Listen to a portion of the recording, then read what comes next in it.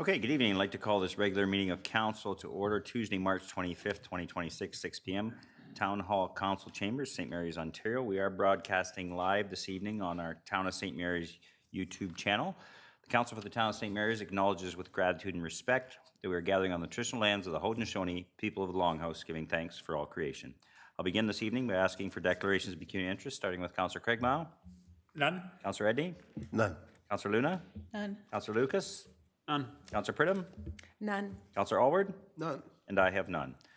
The agenda was circulated. There is one change. Mr. Petrie has canceled. He was going to update us with regards to the conservation authorities.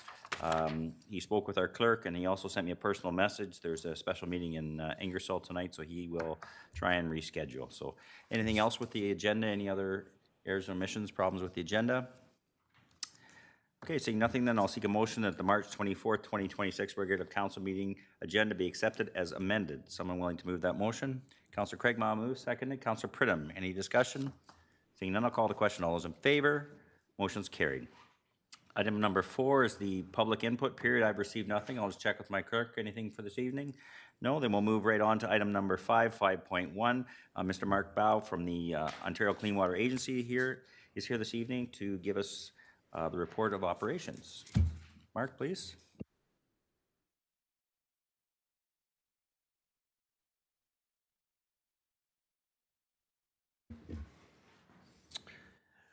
Your Worship and members of council, I am pleased to present 2025's fourth quarter water and wastewater operational reports for the town of St. Mary's. Now, I know you have a full agenda, so I will keep this fairly short as both systems performed fairly well over the quarter. I'll start with the water report. During this quarter, there were no adverse water quality incidents, with staff taking over 130 bacteriological samples and chemical samples. The major maintenance completed for the water system this quarter was at well number 1. There was some internal plumbing repairs. At well number 3, a variable speed drive was replaced at the well. And in the distribution system, a new section of water main was commissioned at the Queen Street West culvert. And other than a few internal plumbing issues and water shutoffs, there was nothing to report. Is there any questions on the report? Questions? Councillor Craig Mah. Thank you, Worship. Mark, can you remind me, when I was looking at some of the maintenance you did, there was 2 items back to back. One was a water shut off, and the other's curb stop. And I kind of always thought they were the same thing. Basically the same thing. You shut off the curb stop. So the curb stop's at the curb, it shuts off the house. Okay. Yeah. So they are the same.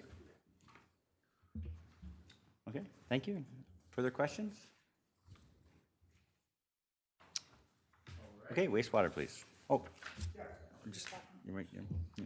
Thank you. I will move on to the wastewater operational report.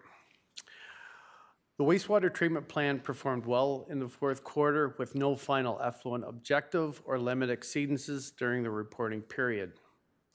The flows at the wastewater treatment plant averaged 62% of its rated capacity for this quarter and 67% of its rated capacity for 2025.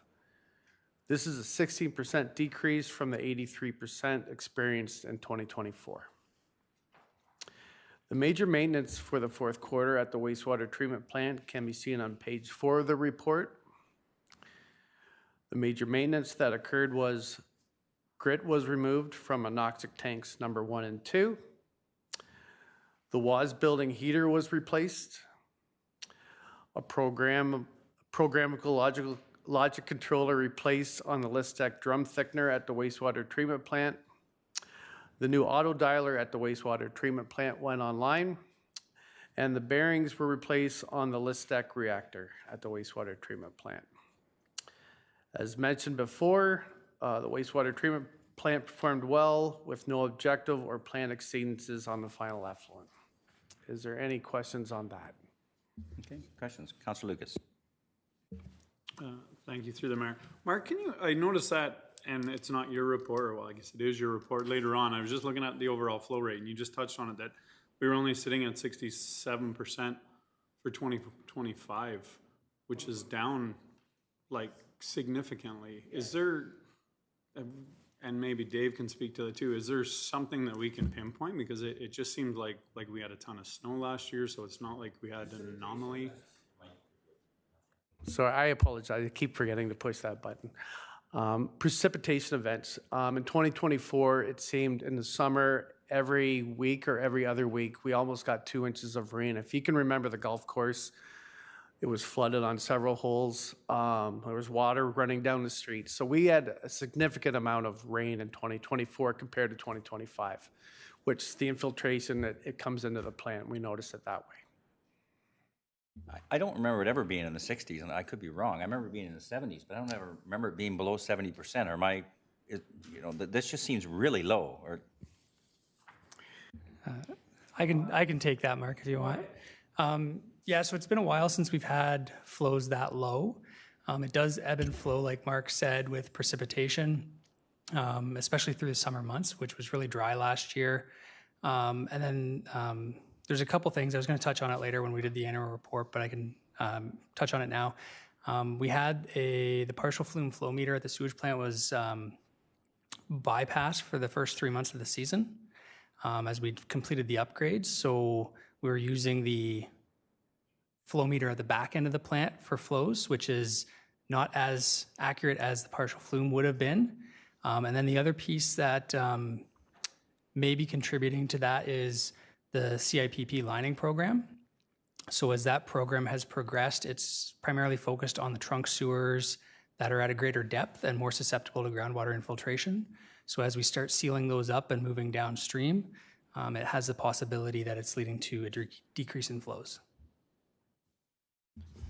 so we could be solving problems we've had for years, and then our capacity could be good for a while then. It's possible? It's early to tell, Okay. but it is something that we monitor. So we do review plant capacity on an annual basis, and we look at 3 and 5 year running averages of flows. So the last couple have been around the 80 to 83%. This one will impact the 3 and 5 year running averages, but it'll slowly normalize as flows come in future years. All right, thank you. Councilor Gregma? Yeah. Thank you, Worship. So, Mark, this is an excellent report for everything they were just talking about. And you also had in there that there was no community complaints, which is extremely valid. And is that directly related to the new biofilter? Good question. We've had odor complaints at the sewage treatment plant, especially with offloading the biosolids with the Listec. But the biofilter, definitely, you notice the difference. Well, this year will really be a test during the hot months if we get any odor complaints that way. Councilor Linda, yeah. Thank you, Your Worship. These two Listec replacements, are they part of the overall Listec big thing that we're doing that we approved? No, they're generally just maintenance that we're doing. So PLCs, computers, the PLC was 15 years old on a computer. So it was starting to fail on us. We reset it, it was failing, and then all of a sudden it failed. And because we knew it was failing, we had another one on hold, like on spare. So we had it replaced right away. So it didn't really affect the process. That's the advantage of having an inventory of some of these parts. The bearings, amazing enough, I've been at the sewage plant for just over 3 years now, and I thought this was a normal noise. So we had the bearings replaced on the Listec reactor, and I couldn't believe the amount of noise that was reduced in there. So again, they were due for replacement before it failed. So we're not replacing or repairing things that are going to be replaced with this bigger project that we're doing? Through worship to Councilor Luna. So there is a larger project for a component of Listec, which is the progressive cavity pump that is standalone to these other features. So basically the Listec process is a series of small pumps, processes, drum thickener, centrifuges. So the larger progressive cavity pump is a large component of the Listec process, but these other things that Mark is referring to are smaller subcomponents within that process. Okay. Any further questions? And I just want to say I agree with Dave. Like the town relining their sewage lines is, I believe, is helping, and it's a step forward to slowing down the infiltration into the sewage plant. Okay, great. All right, thank you for your report, Mark. Much appreciated. you. So the suggested motion is that the delegation from Ontario Clean Water Agency regarding the fourth quarter report be received. Someone willing to move that motion? Moved by Councillor Alward, seconded Councillor Luna. Any further discussion? Seeing none, I'll call the question. All those in favor? Motion's carried. Thank you. Thank you. Moving on to item number 6, which is acceptance of minutes. We have the regular council meetings from March 10th, minutes printed. Are there any errors, omissions, problems with those minutes? Okay, seeing nothing, I'll seek a motion that the March 10th, 2026 regular council meeting minutes be approved by council. So I'm willing to move that. Moved by Councillor Edney, seconded Councillor Craigmile. Any further discussion? Seeing none, I'll call the question. All those in favor? Motion's carried. As well, we have minutes from the Strategic Priorities Committee of March 17th. There is one item that will be raised for consideration, a closed session item that we will deal with after. So the first motion would be, are there any problems with the minutes? Just first. Okay, so the first motion will be that the March 17th, 2026 Strategic Priorities Committee minutes be received by council, and the minute item number 6 be raised for consideration. So I'm willing to move that. Moved by Councillor Alward, second by Councillor Lucas. Any discussion? Call to question. All those in favor? Motion's carried. So as a result of our meeting on the 17th of March, I'll put the following motion forward. The direction from Strategic Priorities reads as follows. The staff be directed to develop and facilitate a public consultation process related to the future options for the James Street South Water Booster Station in 2026, and the staff report back in open session to the Strategic Priorities Committee on the public engagement process, facility options, and their implications related to the James Street Water Booster Station, and that $50,000 of the 2025 capital budget approved amount of the $350 carried over into the 2026 for booster station capital maintenance be reallocated to the legal and technical fees necessary to support public engagement process. Someone willing to move that motion? Moved by Councillor Alward, second by Councillor Lucas. Any discussion? Seeing none, I'll call the question. All those in favor? Motion's carried. Okay. Thank you. Item number 7, correspondence. I don't have anything. Was there anything received? Okay. Move on to item number 8, which is reports, and we'll start with 8.1, Public Works. Mr. Kelly, please.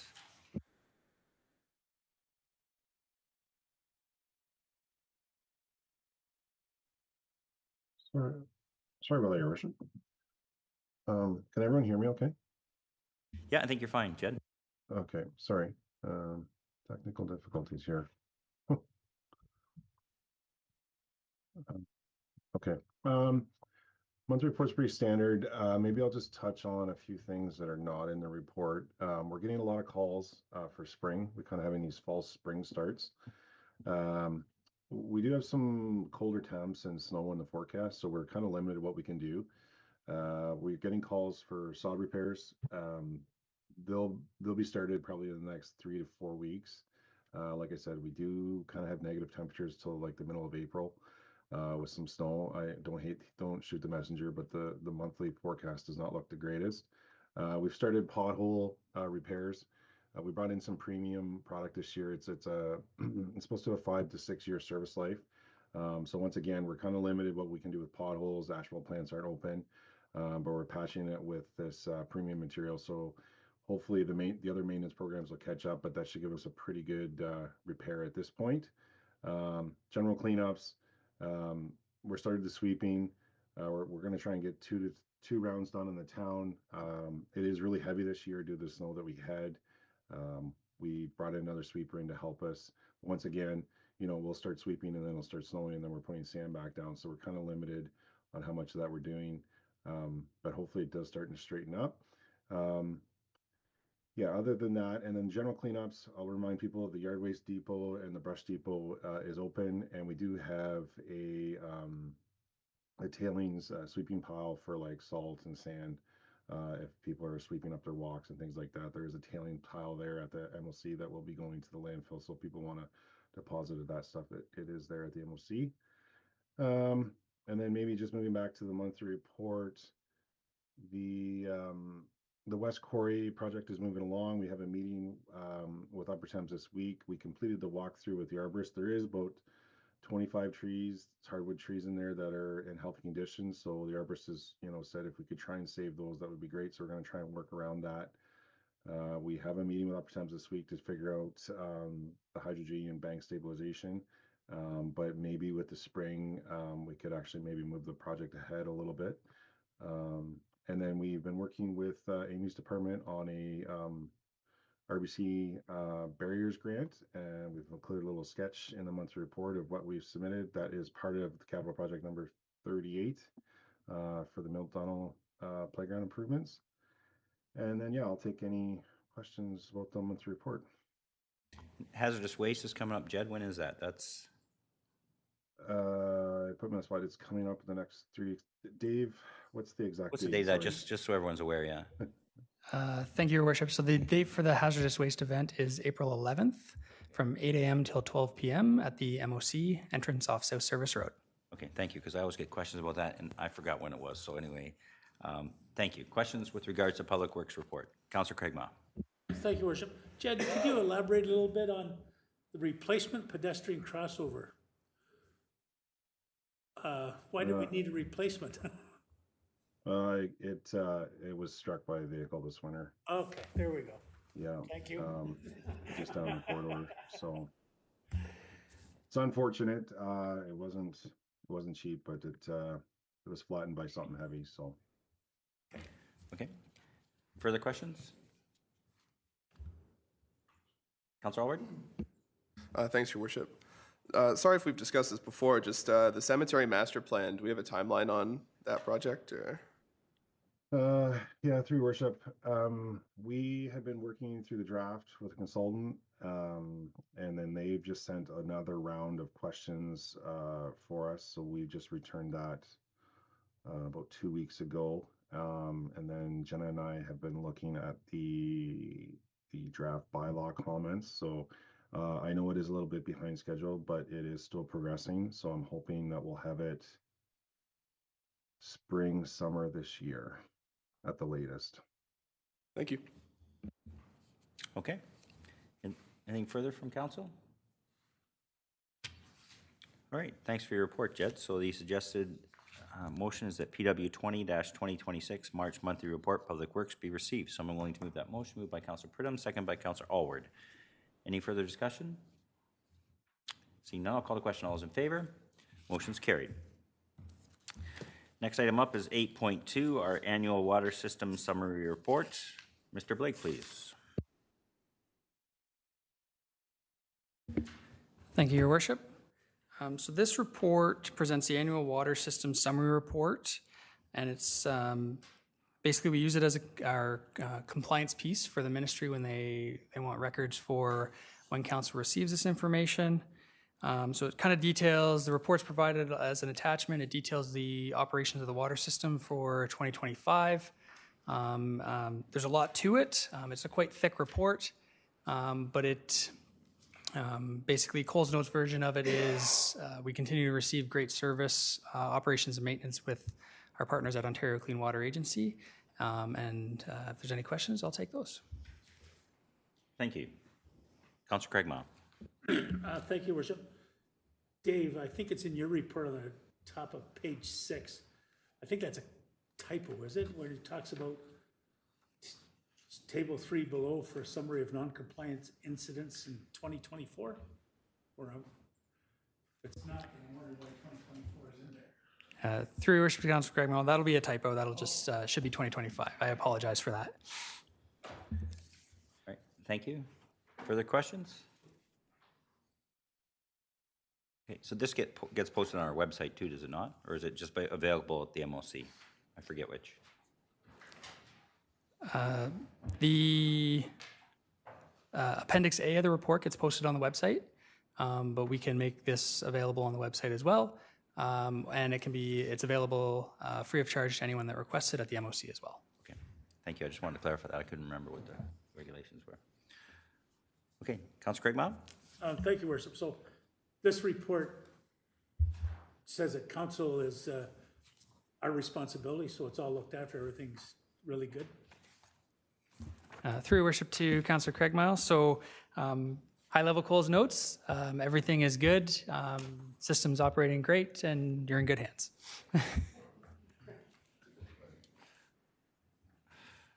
Okay, anything further? Okay, thank you for the report. So then the suggested motion is that council acknowledges receipt of the 2025 Annual Water System Summary Report for the Town of St. Mary's Water Treatment and Distribution Systems. So I'm willing to move that motion. Moved by Councillor Craigmile, second by Councillor Edney. Any further discussion? Seeing none, I'll call the question. All those in favor? Motion's carried. Moving on to item 8.3 with regard to the Drinking Water Inspection Report. Mr. Blake, please. Thank you, Your Worship. So again, this report is presented to Council as information to advise of the recent Ministry of Environment, Conservation and Parks Annual Drinking Water Inspection Report. The inspection period covered October 1st, 2024 through to October 31st, 2025. Overall, the system demonstrates strong system performance. There was one non-compliance item that was identified. This item was actually self-identified by our operating authority and reported to the Ministry of Environment. So there was no corrective actions required from it because we self-identified for it. And then overall, we received a score of 95.72% for the inspection. Okay, questions? All right, seeing nothing then, I'll put the motion on the floor that PW 18-2026 MEC Drinking Water Inspection Report be received for information. Someone willing to move that motion? Moved by Councillor Luna, second by Councillor Craigmile. Any further discussion? Seeing none, I'll call the question. All those in favor? Motion's carried. Item 8.4 with regard to the wastewater annual summary report. Mr. Blake, please. Thank you, Your Worship. So again, this report is an information report to Council advising of the completion of the annual wastewater report that is due to be submitted to the Ministry of Environment, Conservation and Parks by March 31st. That report's already been submitted and is coming to Council as information tonight. We already, within the staff report, there's a bunch of key highlights there about flow and effluent strength and complaints, things like that. We already touched on it briefly a little bit earlier about the flow. There was a noticeable flow decrease in 2025, and we're attributing that partly to the partial flume flow meter on the influent channel for the sewage plant was bypassed for the first 3 months of 2025 as upgrades were completed. And then we've also continued to do our CIPP lining program that has tackled upwards of 3 kilometers of what I would classify as our trunk sewer system, which generally has depths that are well within the water table, so more susceptible to infiltration within those pipes. So overall, that's helping to eliminate some of that inflow into the system. And then again, we had less precipitation throughout the latter half of the year last year, which was also a contributing factor as well. Okay, thank you. Questions?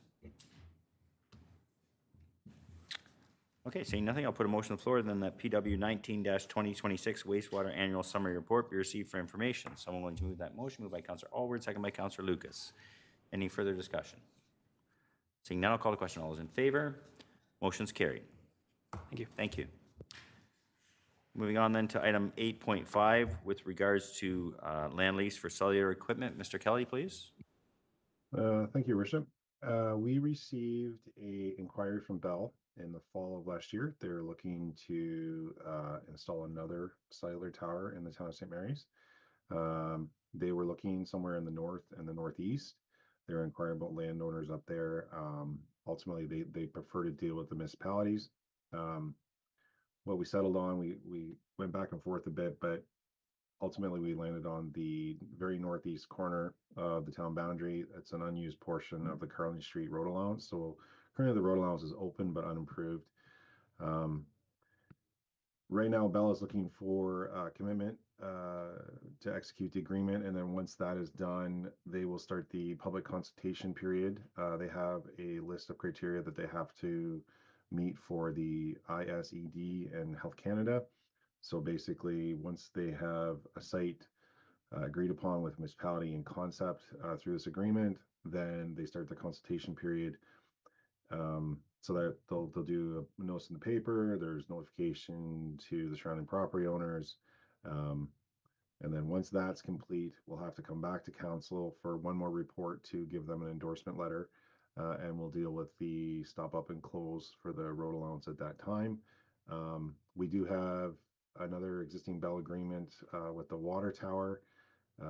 We are looking at doing some coating work at the water tower, so we have identified that we're going to have to shut down those bell antennas, those cellular antennas during that maintenance work. So this will add some redundancy in town, and not that that should be a determining factor, obviously, but it will assist with that.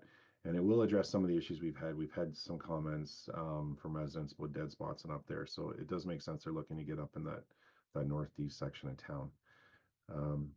Everything's there, the location's there, and like I said, there will be one more report after the public consultation period to provide Bell with a endorsement letter for their submission for approval.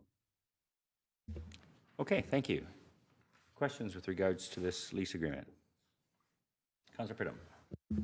Thank you, through your worship. I'm kind of wondering, in a comparison, at the cemetery, when you come up Southville Road and there's that pathway to the cemetery, there's a tower there. Is it similar to that tower?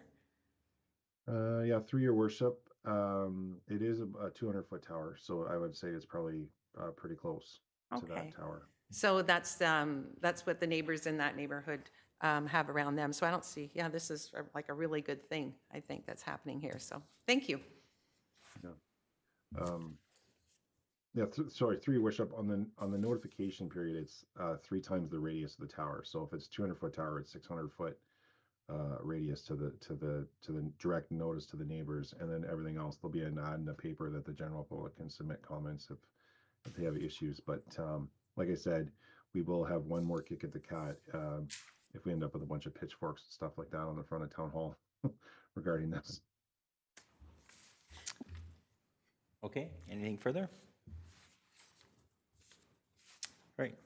Right, thank you. So the suggested motion is that report PW 22-2026 agreement for land lease for cellular equipment installation on unimproved section of Carling Road allowance be received, and the council authorize the mayor and clerk to sign the land lease agreement with Bell Mobility Inc., which will permit the tenant to construct a cellular communications tower that will improve coverage and communications within the community. Someone willing to move that motion? Moved by Councillor Edney. Is there seconded? Councillor Allward. Any discussion? Seeing none, I'll call the question. All those in favor? Motion's carried. Thank you. Next up is item 8.6 with regards to administration. Mr. Kittmer, please.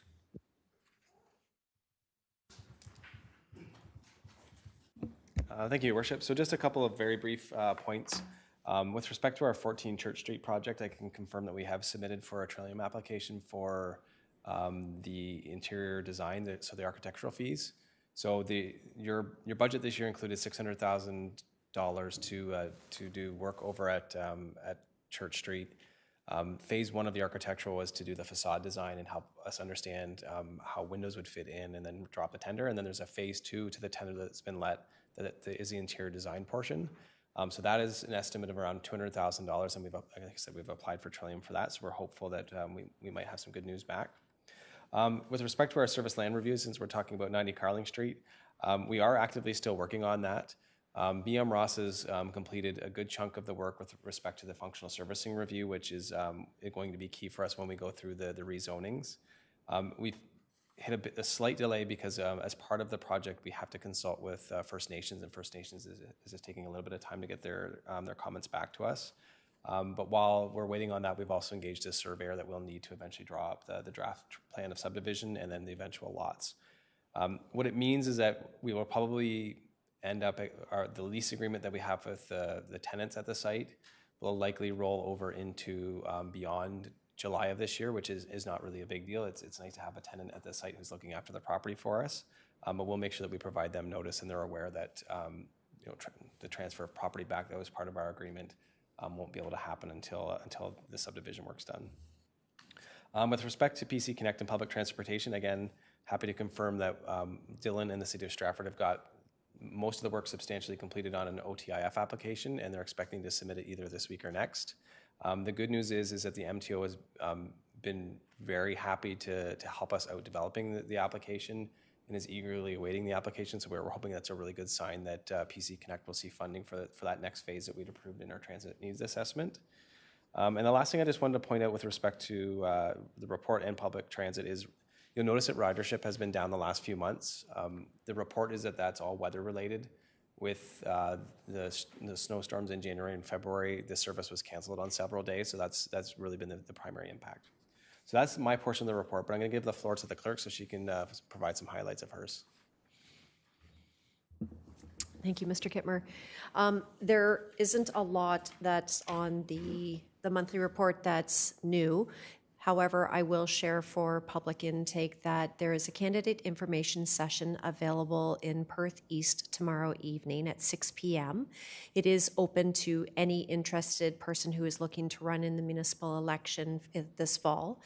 It starts at 6 p.m. We have former clerks who are running the meeting, and we also have Ministry of Municipal Affairs and Housing that will be joining as well. While they don't have their prescribed forms available yet for our nomination package, they'll be able to speak closer to timelines and what's might be different for this upcoming election. Thank you. Okay, thank you. Questions? Councillor Craigmile. Thank you, Worship. I had one question for Brent, and that's regarding the public transportation. You mentioned in there that Dylan is starting to do the financial analysis. I think when that's done, it'd be really nice to know what the, on an annual basis, what the average subsidy per ride for the town of St. Mary's is. Absolutely, we can do that. And what this really speaks to is that, if we're successful with the OTIF application and we, launch the new and improved service, which will include in-town stops, our service will be different than from Stratford's and will be from North Perth and West Perth. And we'll all be receiving different levels of service. So the idea is that now we will actually separate it on a proportional basis based on the service hours per municipality. The good news for us is that the service hours in our municipality aren't significantly changing from what they are today because we're eliminating that redundant route between St. Mary's and Stratford and just having London, St. Mary's, Stratford, KW and then back. So our proportion shouldn't change significantly, but again, I can definitely put together how much we've put in our net subsidy in the budget is $150,000. Look at the St. Mary's base rides that we get from Blaze and then have you understand how much you're subsidizing per ride. Okay, thank you. Any further questions for administration? Councillor Craigmile. Thank you. For the clerk, I was curious when I read about, once we know that we have had a pet license, now we're contacting them about renewing your license, but what if they've moved or the pet has moved with somebody or the pet has passed? Through Mayor Strathy to Councillor Craigmile, great question. When we provide our annual email or phone call, those are questions that we ask. Are there updates to your previous animal license? So we do often hear from people, unfortunately, of deceased animals or individuals that have moved away from St. Mary's and are no longer in our licensing area. Okay, thank you. Any further questions? All right, thank you for your report. The suggested motion is that amend 10-2025 March monthly report administration be received. Someone willing to move that motion? Moved by Councillor Craigmile, second by Councillor Luna. Any further discussion? Seeing now, I'll call the question. All those in favor? Motion's carried. Moving on to the monthly report for culture, tourism, and engagement. Ms. Coverley, please. Great, thank you, Mayor Strachty. Just a couple of things from each area in our department that I wanted to highlight. So in terms of cultural services, as of next week, the museum will be fully staffed up with its new permanent staffing model of a curator, archivist, and an assistant curator. So we're excited to do some onboarding there and be ready for a busy summer. One thing I just thought was kind of interest and worth noting is the influx in genealogy requests we're getting from Americans. So as a result of Bill C-3, Americans can apply for citizenship if they can claim that they are a descendant of a Canadian. And so this is not unique in St. Mary's. So actually the Canadian Council of Archives has put a letter out to the federal government asking for some more specifics because archives across the country are being inundated with these genealogy requests that would presumably lead to citizenship applications. So I think I suspect that's kind of an unintended consequence of this announcement. In terms of economic development and tourism, so the visitor's guide has been sent out for distribution. So there was a contract to send 12,000 across Ontario, which I think is great exposure for St. Mary's. And we've put an increased focus on the GTA this year due to the World Cup taking place there. And the next major event coming up for our events department is Service Club Information Night coming up on Wednesday, April 8th. In terms of corporate communications, it was a fairly status quo month with staff attending some training on both crisis communication and practical use of AI in municipal communications. And I'd be happy to answer any questions. Okay, thank you for your report. Questions from council? Councillor Craigmile. Thank you, Worship. Amy, I thought the response from the strategic plan survey was very poor. You know, so I'm not sure what information you'd be able to get out of that, you know, because I'm assuming that only museum patrons probably filled it out if there's, so few of them. But anyways, that's just a comment. I'm sure you're well aware of that. And you did bring it up about the genealogy and whatnot. Do we recoup any costs at all, or is it just taking a lot of your time or a lot of the staff's time? So through the mayor to Councillor Craigmile, we do have fees that are set through the fee bylaw. So we do charge an hourly rate for the research. That is a challenge sometimes with US citizens then having to mail us a check. So I think that has maybe made some of them kind of think twice or do a little bit further research as to like what would actually be eligible for citizenship. Okay, thank you. Further questions? Okay, thank you for your report. So the suggested motion is that CET 11-2026 March monthly report, culture, tourism, and engagement be received. So I'm willing to move that motion. Moved by Councillor Pridham, seconded Councillor Luna. Any further discussion? Seeing none, I'll call the question. All those in favor? Motion's carried. Next up, a report with regards to removal of 156 Queen Street West from the Municipal Register of Non-Designated Heritage Properties. Ms. Coverley, please. So before you this evening is a request to remove 156 Queen Street West from the Municipal Register of Non-Designated Heritage Properties. I believe this is the third such request that we have received since 2018 when the list was first created. There is a little bit of nuance on this one in that the property owners are looking to demolish their one-story garage that is to the east side of their property and replace it with a two-story garage that would allow them to install an elevator and allow them to age in place. So they initially were applying for a demolition permit, but would have been required to wait the 60-day period as their property is listed. Typically, I would not suggest that a property be removed from the list as a way to kind of get around this 60-day waiting period. But I think in this case, the two-story garage they're proposing, I think actually suits the heritage character of the neighborhood better than what currently exists. And it kind of demonstrates their commitment to longevity in this home. Another factor here is that as a result of Bill 23, the list is going to cease to exist as of January 1st, 2027. So if this property owner were to be applying a year from now for this renovation, this list would be a non-issue. And then as a result of Bill 23, the Heritage Committee did do an assessment of all 112 properties on the list and determine their top 15 candidates for designation. And this property was not considered a top candidate for designation. Okay, thank you. Questions from council? Councillor Craigmile? Thank you, Worship. Amy, not as much of a question as, I'm thinking way back to when we discussed this non-designation back in 2018. And originally there was some letters sent out and that wasn't quite right because if you didn't respond back the letter, you were giving, you know, I remember something like that.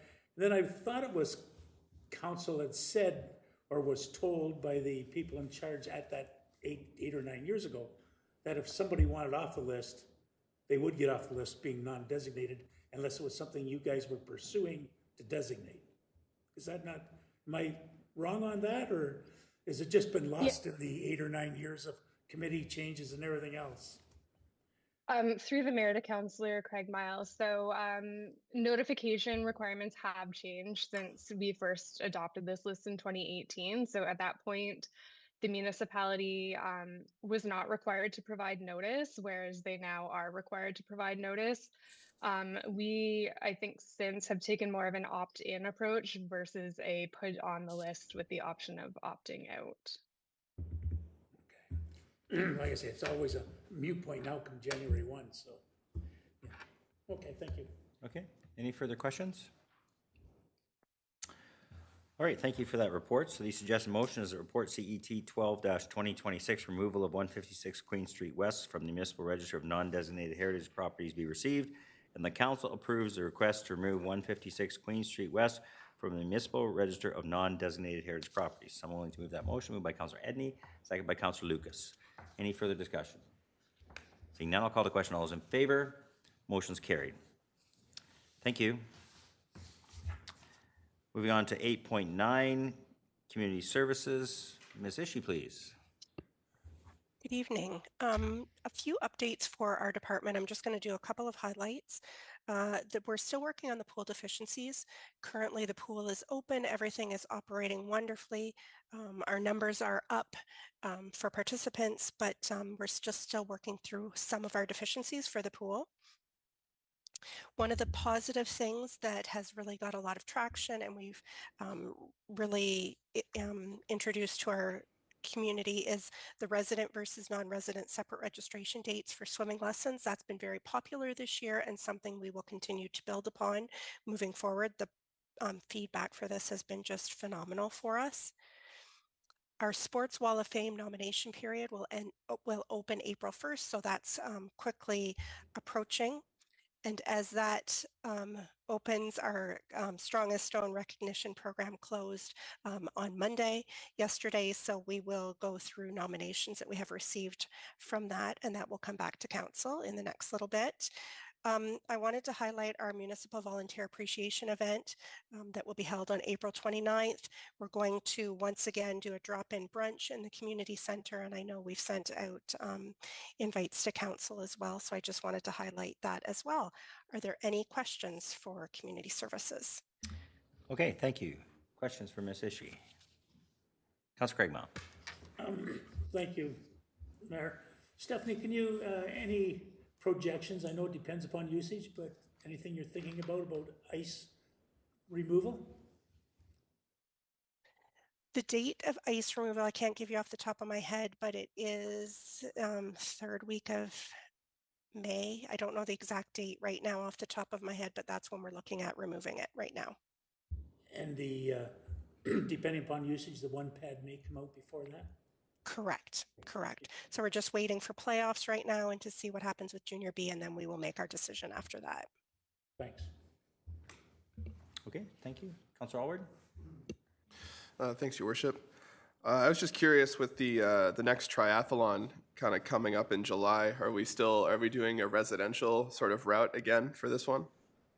Yes, the route is exactly the same as it was last year, which went down Water Street, over the bridge, and then down Thomas Street. It'll be the exact same this year.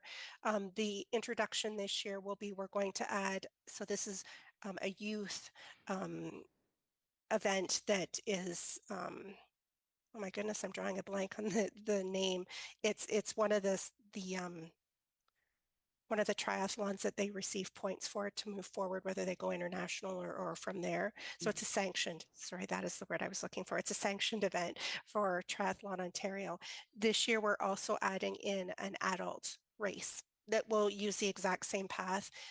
It just might be, instead of running once through that, you might have to run twice depending on the age. So we're going to expand it a little bit more this year.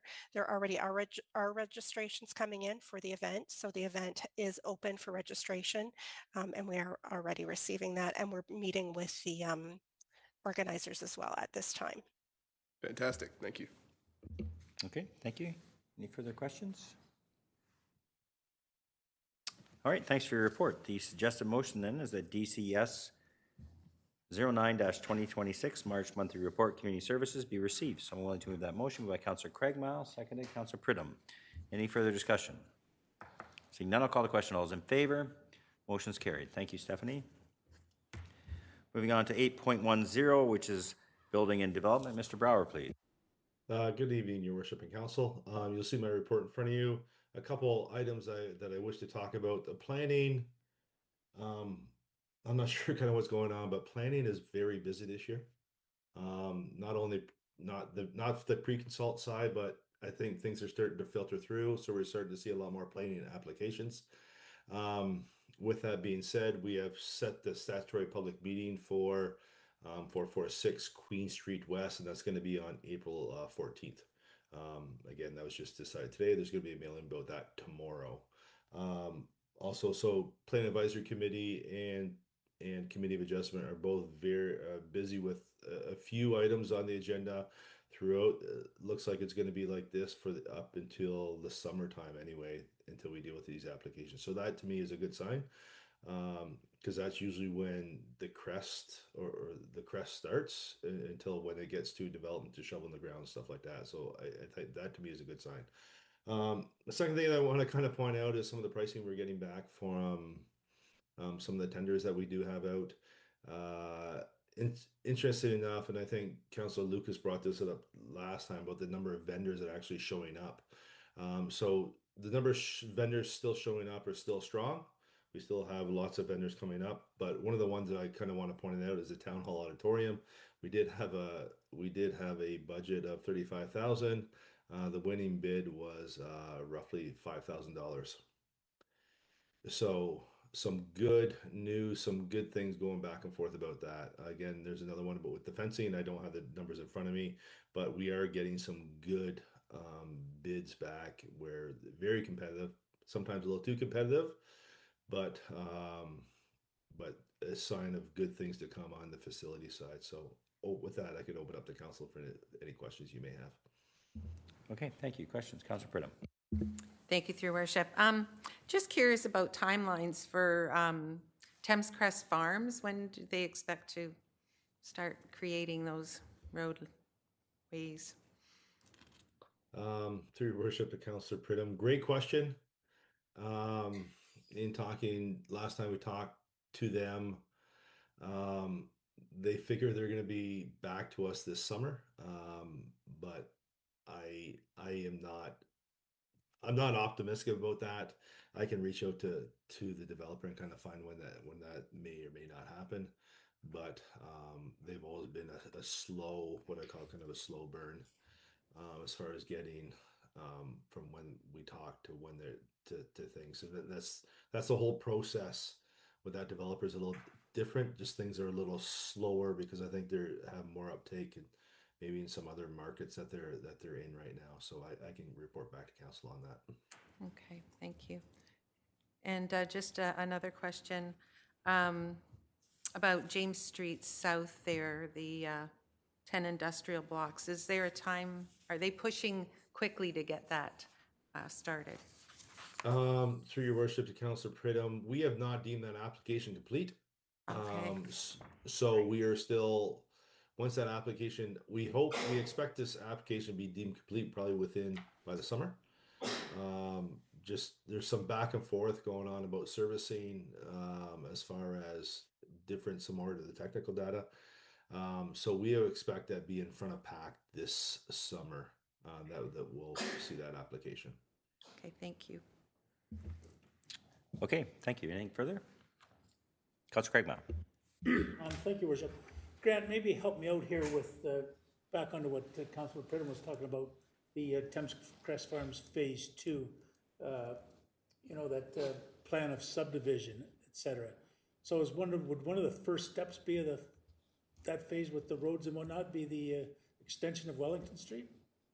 Through your worship, to Councillor Craig Mall, yes, that would probably be the road network.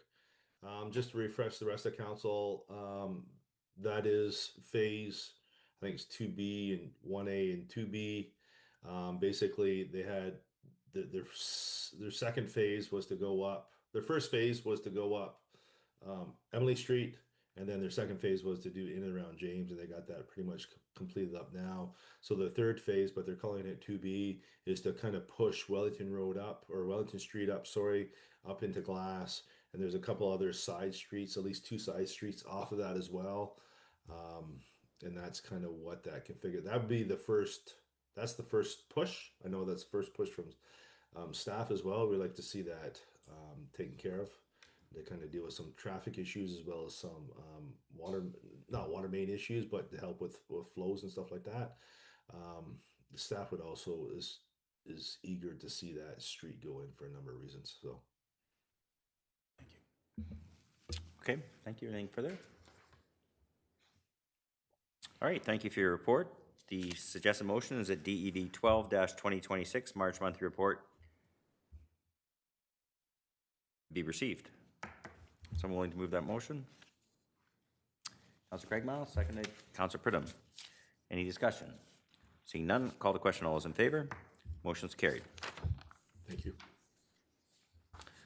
Moving on to 8.11, emergency services. Chief West, please. Good evening, Your Worship, Council. Proud to report our monthly report for February. Just want to thank town staff, the town of St. Mary's, the members of the Curling Club for a very successful Ontario Fire College course we had down at the quarry. It was ideal training area. We had Woodstock Fire, Stratford Fire, and ourselves participate. A lot of instructors, a lot of positive feedback, and I'm hoping we can keep the fire college coming back to St. Mary's to do some training. It obviously saves us some money. We don't have to travel way out of town, and with those expenses, and it allows us to play and train in our backyard. So it's a very positive feedback.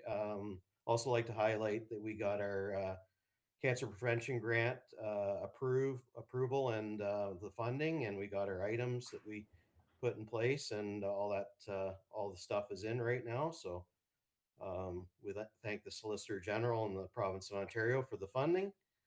Calls for February, they were down over last year, and they would have been considerably down if we didn't have, we had 4 water flow alarms, and that was the unusual freezing temperatures, so it froze some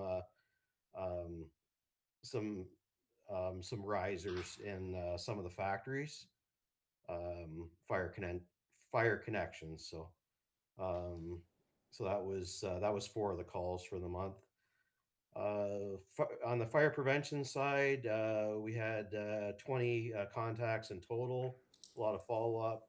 We're hitting industries that had some blocked hydrants, blocked doorways and stuff. Still getting around to facilities we haven't hit for a while. We also did a public education event at 50 Stone Ridge for tenants. There was quite a few participants in that. We did coldest night of the year recently. We just did a Salvation Army food drive at the Independent on the weekend. That was well received, and in the report there's a few events that are coming up, and I'd be happy to take any questions about our report. Okay, thank you for your report. Questions from council?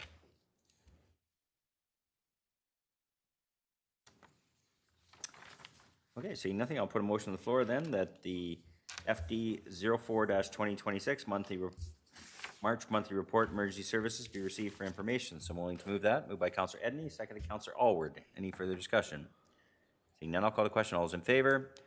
Motion's carried. Thank you, Chief West. Thank you. Moving on to Finance Report.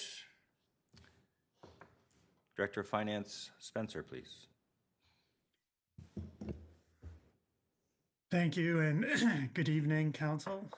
Through your worship, I'll keep my remarks brief as the matters before Council have been fully outlined in my written report. From a finance perspective, there are a few key items I would like to highlight.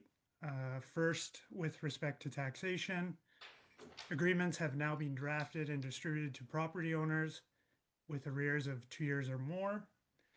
Our approach remains focused on working collaboratively with these residents to develop reasonable strategies to bring their accounts up to date.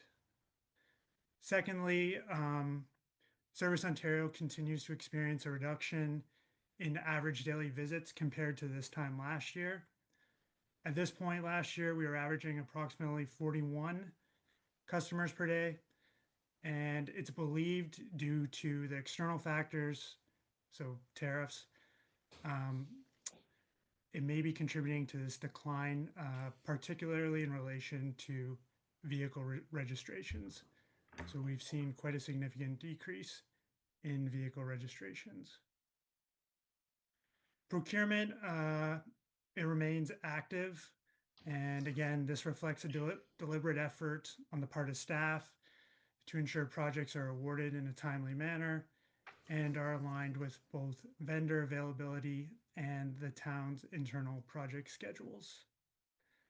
And finally, correspondence regarding the community grants has been distributed to all applicants, and staff are actively working with individuals and organizations to facilitate the timely release of approved funds. From an information technology perspective, the report outlines a range of operational metrics that are monitored on a daily and monthly basis across the organization.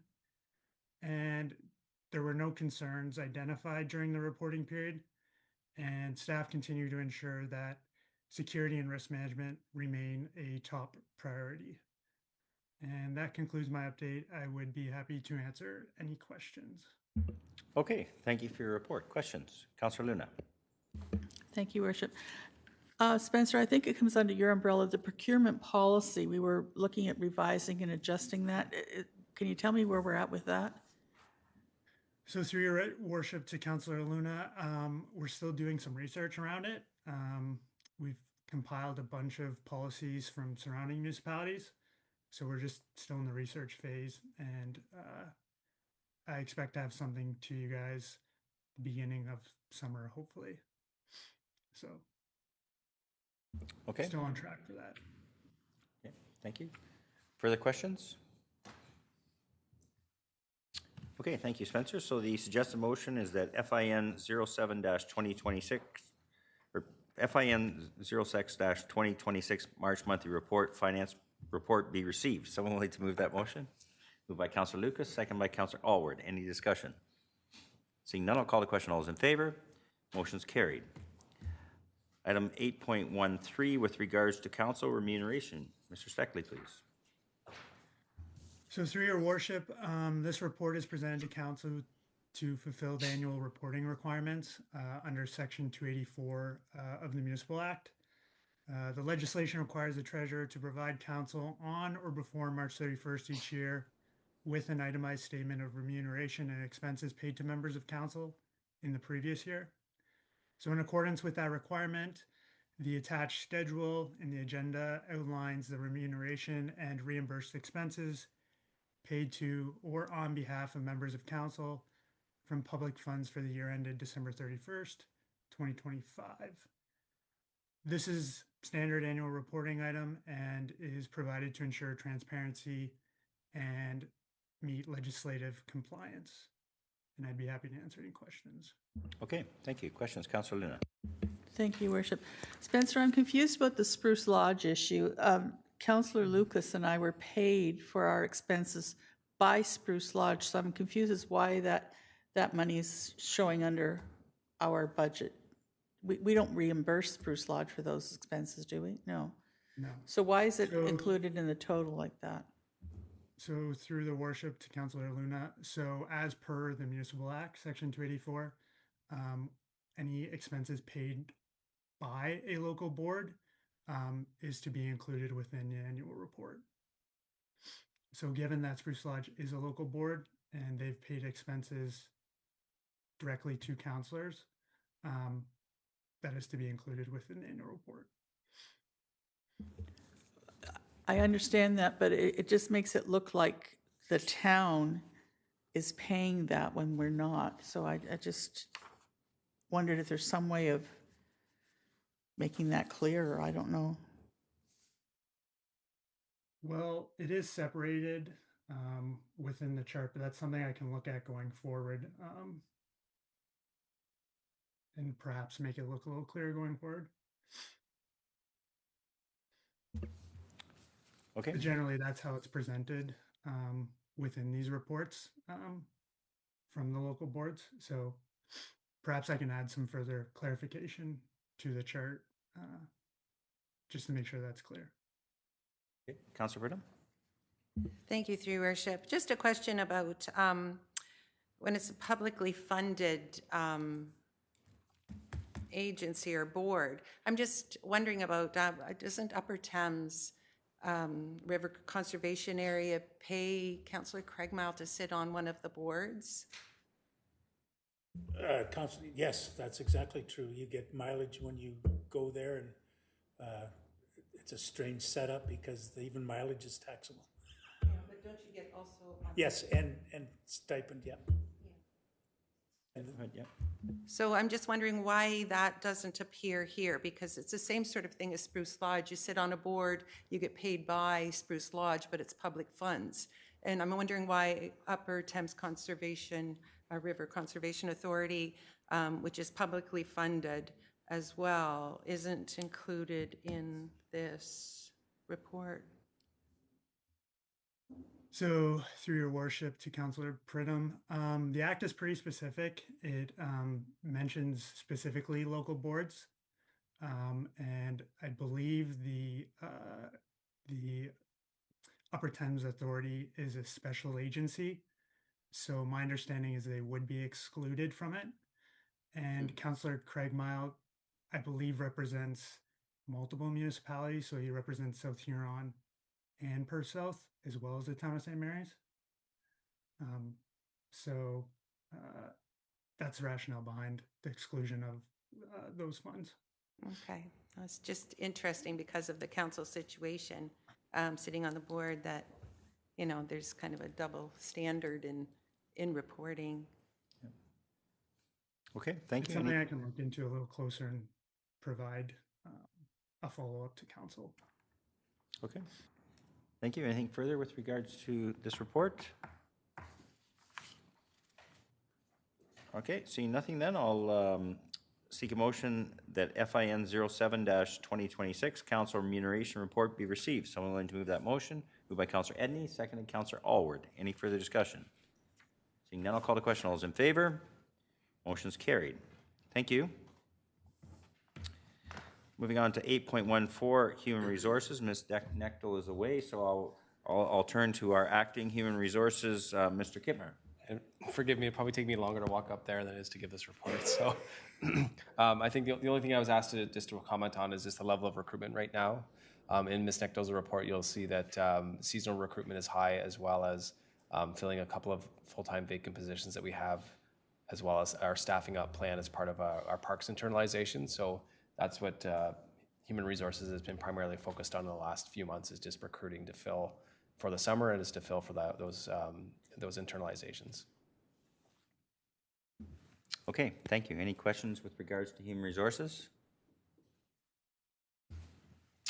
All right, thank you for that report. So the suggested motion is that HR 06-2026 March monthly report, Human Resources report, be received. Someone willing to move that motion? Moved by Councillor Luna, second by Councillor Craigmile. Any further discussion? Seeing none, I'll call the question. All those in favor? Motion's carried. Moving on to item 9, I have nothing under emergence or unfinished business. Item 10, I have nothing. Notices of motion.